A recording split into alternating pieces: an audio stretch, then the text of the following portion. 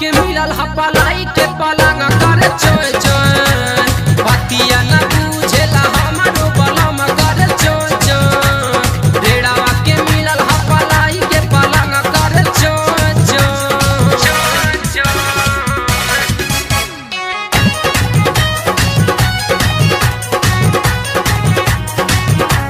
चोली के डोरी खोले पलंगवा काहे घुमाई पतीली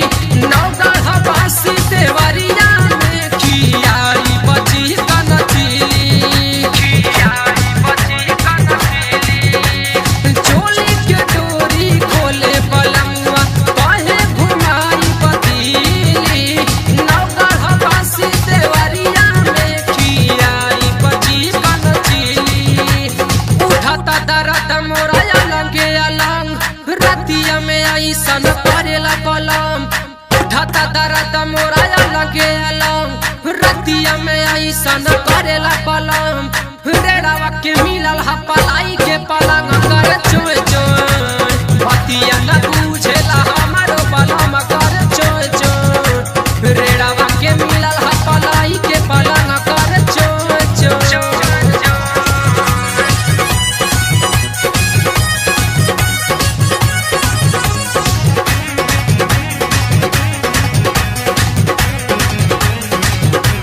मना करीला तबो न माने खेलेला ऐसन खेला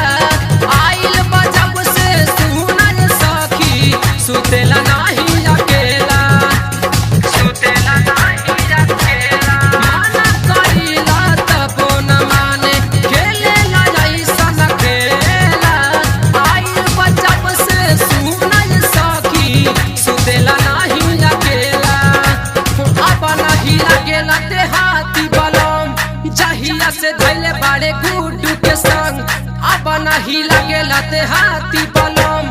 जहिया से धैले बाड़े अरविंद के संग सुने दूर के सावा के गाना छन छन करे चोय चोय रेड़ावा के मिलल हपलाई के पलंग करे चोय चोय रेड़ावा के मिलल हपलाई के पलंग करे चोय चोय चलो भरपा बहरा से आइल बाबे हमारो मरद खखुआइल बाबे सालो भरपा बहरा से आइल बाबे हमारो मरद खखुआइल बाबे दिनों में घुसल रहे करे न शरम छोड़ा दाना करे हम साराई करम रेड़ावा के मिलल हपलाई के पलंग करे चोय चोय बतिया न